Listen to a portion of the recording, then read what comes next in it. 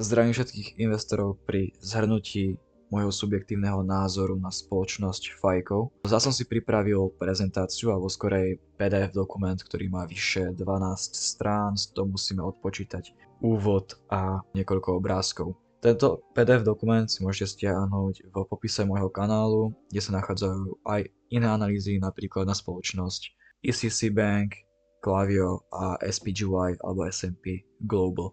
Myslím si, že spoločnosť FICO každý z nás pozná, alebo každý z vás pozná, čo klikol na toto video. Dnes by som chcel zhrnúť tie základné znaky tejto spoločnosti. Takže FICO má dve základné segmenty podnikania, a to Software as a Service a potom Score. Najvyššie marže a najvyšší podiel na zisku a samozrejme Score. V tomto dokumente máte jednoducho popísané podnikania tejto spoločnosti, potom neskôr buybacky, dlh a jej konkurencia. A práve tu by som sa chcel zastaviť, aby si to každý investor uvedomil pri aktuálnych valuáciách. A je pravda, že FICO má market share vyše 90% na Score. V praxi Score znamená, že keď si chce niekto vypožičať úver v nejakej banke alebo príde nový klient do poisťovne, tak potrebuje spoločnosť zistiť kredibilitu toho daného klienta. Napríklad pri vybratí toho úveru. Na základe týchto automatizácií sa vypočítava výška úroku pre toho daného klienta, ktoré je čisto na základe jeho credibility.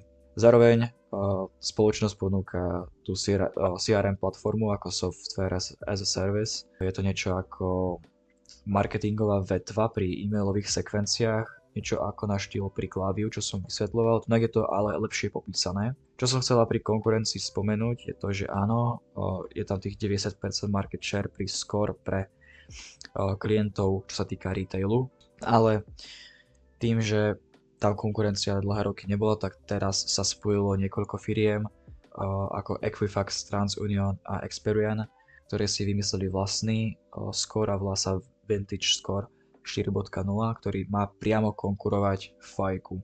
Riziko pre FICO je znižovanie marží do budúcna, nie od aktuálnych marží, ale do budúcna, a to sa môže prejaviť aj na EPS, nie na samotnom revenue. Revenue si myslím, že bude stabilne rásť v celom sektore, ale ohrozené je EPS. Tomu som sa chcel dostať aj k samotnej valuácii tejto spoločnosti. A to je úplne na konci tohto je to asi sem. Na základe tohto dokumentu alebo dát od spoločnosti Coifin alebo ich webu, tak aktuálne PE ratio je na úrovni 65, takže za $1, aby teda firma zarobila $1, tak vy musíte investovať 65. Čo sa týka NTM PE ratio, tak to je na úrovni 48, čo je stále prepálená hladina. Chápem, že toto akcia je stále v boome, ale zatiaľ to relatívne nedáva zmysel z dlhodobého hľadiska podľa mňa. Keď sa pozrieme na technickú analýzu, tak prakticky môžeme vidieť tento jeden upside, ktorý tam bol v výške, dajme tomu tých 30%, ale radšej si rozkliknem väčší graf. Na základe jednoduchej mechaniky na grafe, tí čo obchodujete aktívne, tak sa tu nastalo k SFP na weekly charte od tých minim, kde som to ja chcel nakupovať, ale nenakupoval som to kvôli tomu, že sa nevybrala likvidita, tak akcia šla o nejakých 50% nahor. Čo ja aktuálne vnímam, či by sa mohlo stať, je stále ten výber tej likvidity, ja si na to kľudne počkám aj pol roka, je mi to jedno. Aspoň vyberať túto likviditu. Isto to nechcem nakupovať do dlhodobého portfólia, pretože ja vnímam, že je tam z dlhodobého hľadiska riziko toho, že sa tá marža bude znižovať. I keď áno, FICO má dobré kontrakty, tie kontrakty sa predĺžujú, ale firma ako Equifax, TransUnion a Experian, ich priama konkurencia v podobe produktu Vintage Score 4.0 je hrozbou z dlhodobého hľadiska, preto by som to bral ako swingový obchod na úrovni približne $1267, čo mi príde vtedy ako atraktívna investícia a potenciálny upside môže byť práve do tej liquidity sem hore alebo do tohto supportu na týchto úrovniach, čo by som to bral ako swingovo. Kde mi príde valuácia už relatívne fajn nacenená, je reálne asi na $811,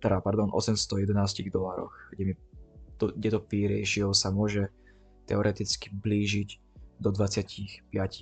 Zatiaľ mi to príde prepálená akcia, nemám zatiaľ ešte raz záujem dlhodobo do toho investovať. Jedine na týchto úrovniach si dokážem predstaviť veľkú pozíciu, ktorá by tvorila to portfólio. Tak si dokážem predstaviť že by som dokázal do toho dať 5% svojho swingového portfólia a potiahnuť tú akciu na supportnú úroveň, na rezistenciu.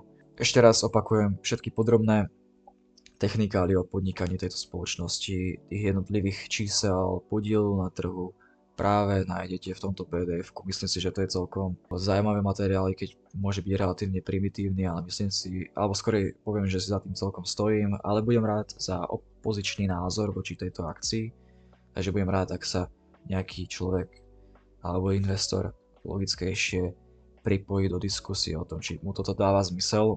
Ďakujem, užívajte víkend. Na budúci týždeň si chcem prejsť práve banku ICISI. Tento report si už prakticky môžete pozrieť aj sami. Je tu viac obrázkov ako samotného textu. Najbližšia spoločnosť, ktorú budem preberať, je Coinbase a Circle. Takže ďakujem za pozornosť a dovidenia.